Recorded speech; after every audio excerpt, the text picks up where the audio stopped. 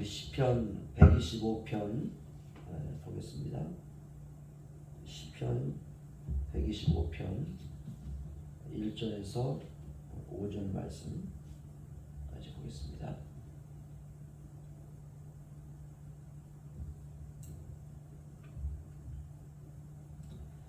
우리 한 목소리로 읽겠습니다. 시작. 여호와를 의지하는 자는 시온 산이 흔들리지 아니하고 영원히 있음 같도다. 산들이 예루살렘을 두른 것 같이 여호와께서 그의 백성을 지금부터 영원까지 두루시리로다. 악인의 규가 의인들의 땅에서는 그 권세를 누리지 못하리니 이는 의인들로 하여금 죄악에 손을 대지 아니하게 함이로다. 여호와의 선한 자들과 마음이 정직한 자들에게 선대하소서. 자기의 굽은 길로 치우치는 자들은 여호와께서 죄를 범하는 자들과 함께 다니게 하시리로다. 이스라엘에게는 평강이 있을지어다. 아멘.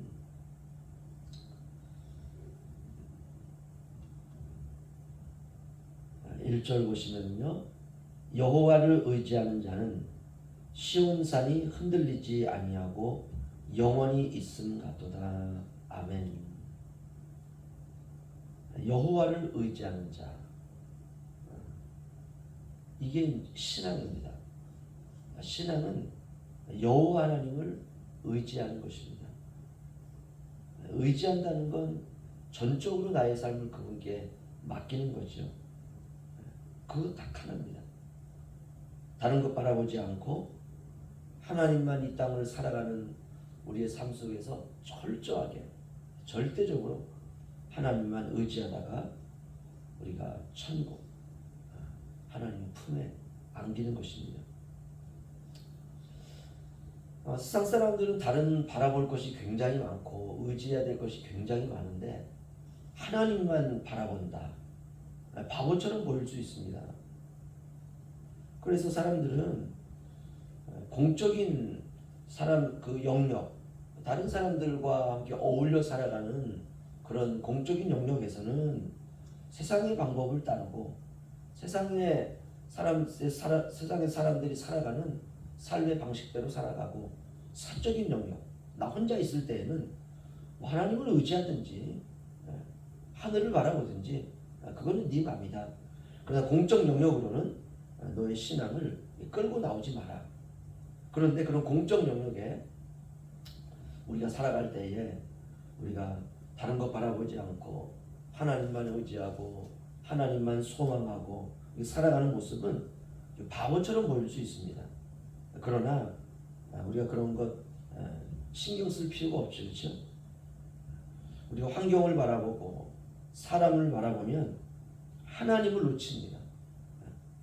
그래도 오직 우리의 시선을 하나님께 맞추고 하나님의 마음을 우리가 맞추고 또 바라보고 이렇게 살아가게 되면 하나님을 붙잡을 수가 있습니다. 그러면 이제 흔들리지 않죠. 왜냐? 하나님은 흔들리지 않으니까. 흔들리지 않는 하나님을, 하나님께 우리의 시선을 고정하고 맞추고 나아가면 우리도 흔들리지 않습니다. 변치 않을 수 있습니다. 사람들은 늘 흔들리고요. 세상은 늘 변하죠. 사람도 변하고 세상도 변하고 문화도 변하고 유행, 트렌드도 변하고 다 변합니다. 그런 변하는 것에 우리의 시선을 맞추고 살아가면 나도 거기에 휩쓸리게 되고 나도 변하게 되고, 그래서 사람을 의지하면 나도 흔들리고 나의 믿음도 흔들리고, 그래서 우리가 흔들리지 않고 정말 하나님의 나라를 바라보며 우리가 살아가는 유일한 비결은 하나님만 의지하는 것입니다. 그런데 하나님은 보이지 않죠. 그분은 느껴지지 않고 만져지지 않고 하나님의 음성은 들리지 않고, 하지만 보이지 않고 들리지 않는다고 해서 하나님이 안 계신 것이 아니죠. 하나님은 살아계시고 변함없이 우리와 동행하시고 하나님은 우리 곁에 계시고,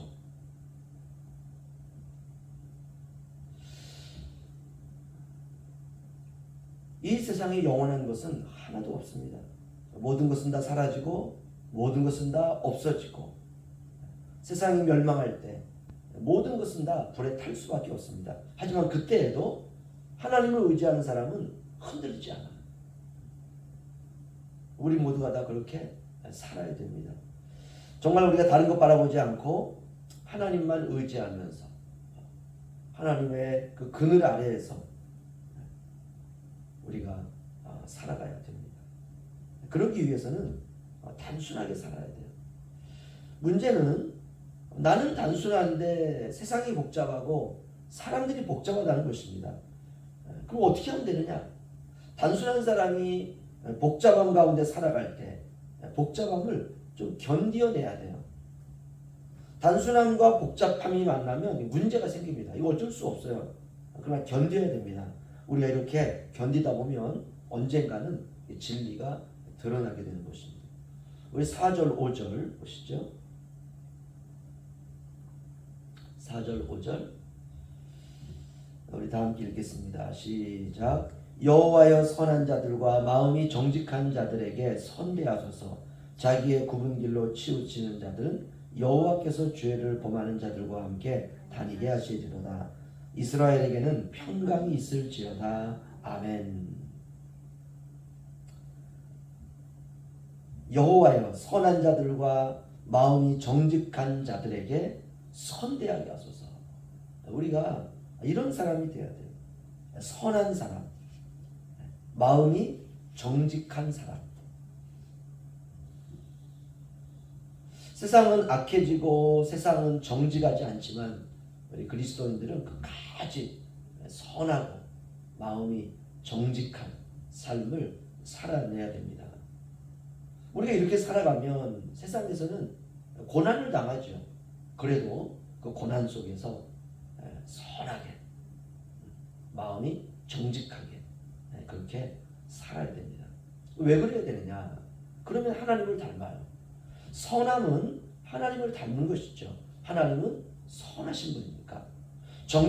정직함은 하나님 앞에서 내가 누구인지 아는 것입니다.